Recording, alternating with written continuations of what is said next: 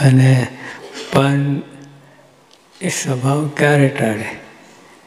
આપણે અનુકૂળ થઈએ ભગવાનને તો ટાળે, નહીં તો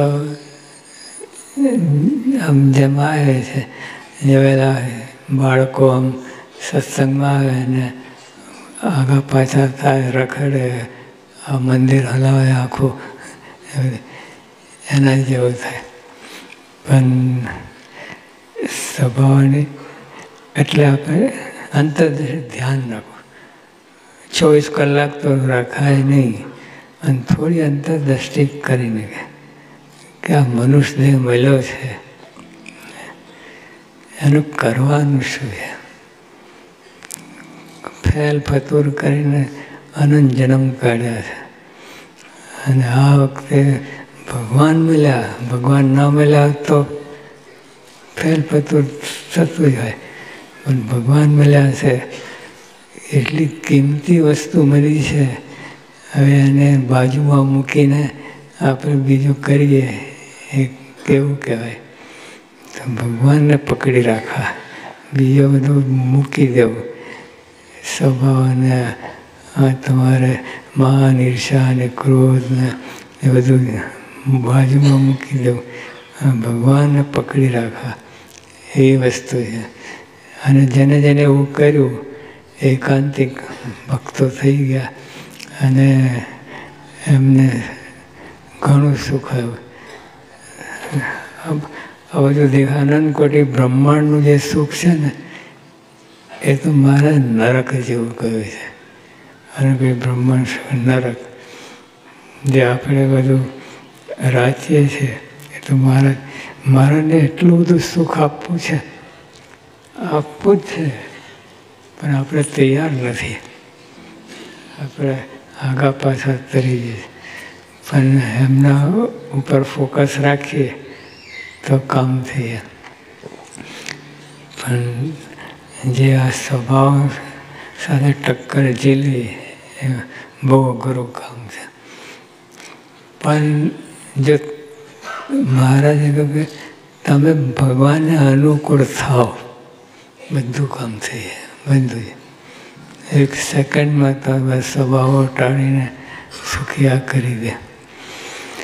તો હવે તો આ બધી બહુ મોટી વાત થઈ કે બધા તને મને ધને સુખી થાવ. ભગવાને કરવું જ પડશે,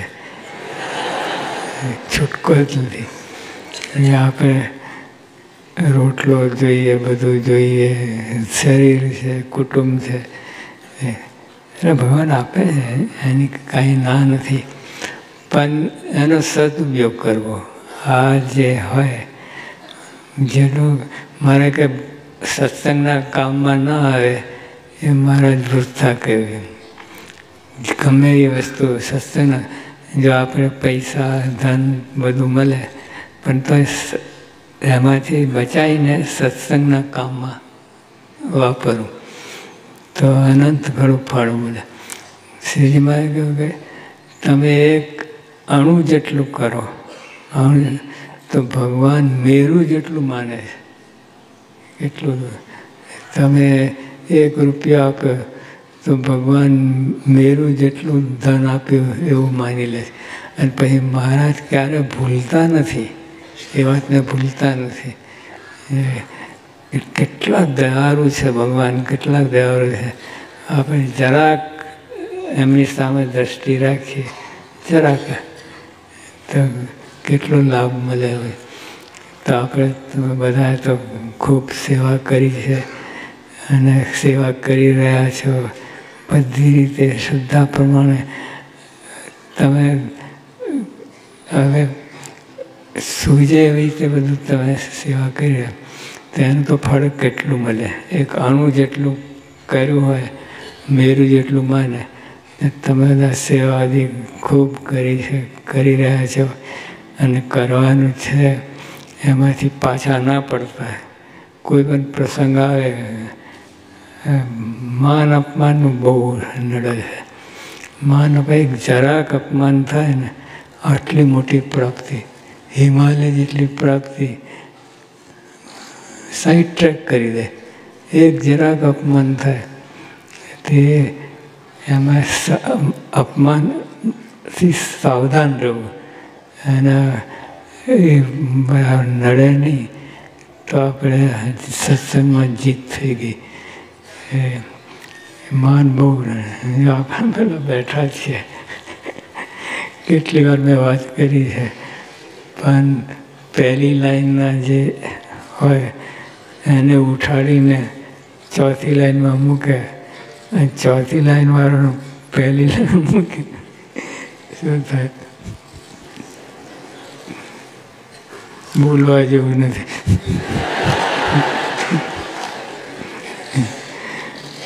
પણ સમજી રાખજો, ભલે બોલો નહીં, સમજી તો રાખો.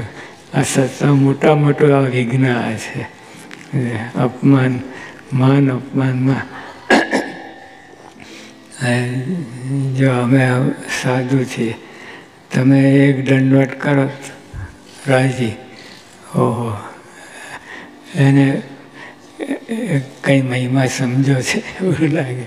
આપણામાં કાંઈ ના હોય, પણ ઓલા મહિમા સમજીને દંડવટ કર્યો એનું તો કામ થઈ ગયું, પણ આપણને ખોટ જાય. બધે અંતરદૃષ્ટિ કરવાની છે, બીજું કાંઈ નહીં. આમ જોવા જઈએ તો પડે અંતરદૃષ્ટિ થાય આખી, અને વર્ષો સુધી અંતરદૃષ્ટિ. આ સત્સંગ જ અંતરદૃષ્ટિનું છે. 99% અંતરદૃષ્ટિ, અને 1% તમારે બધું આ બાહ્ય દ્રષ્ટિ. બાહ્ય દ્રષ્ટિમાં મહારાજે અંતરદૃષ્ટિ કહી છે. એટલે સત્સંગ જ, એટલે ટૂંકમાં બહુ મોટી પ્રાપ્તિ થઈ છે. યોગી બાબા કે પ્રાપ્તિ મોટી થઈ છે, ત્યાં વિઘન ના હોવા દેવું. વિઘન કોઈ પણ રીતે, જો આપણે, તમે કરોડ રૂપિયા લઈને જતા હોય, અરે લાખ 10 લાખ લઈ, કરોડ તો વાત બહુ થઈ ગઈ, લાખ 10 લાખ લઈ જાય કેટલું સાચવો છો તમે, કેટલું જતન કરો છો. અને આટલું મોટું આ સત્સંગ, અને એક જરાક અપમાન થાય, આ બધું મૂકી દઈએ, કેટલી બધી ખોટ જાય. આ દોષો, માન, ઈર્ષા, આ બધા દોષો એને લીધે. પણ માન છે ને, માન શિરોમણી છે. માનને લીધે કેટલાને ધક્કો લાગે છે, અને પાછા આવતા જ નથી. બહુ મોટી એને ધક્કો લાગે એટલે ગજબનો ધક્કો લાગે છે.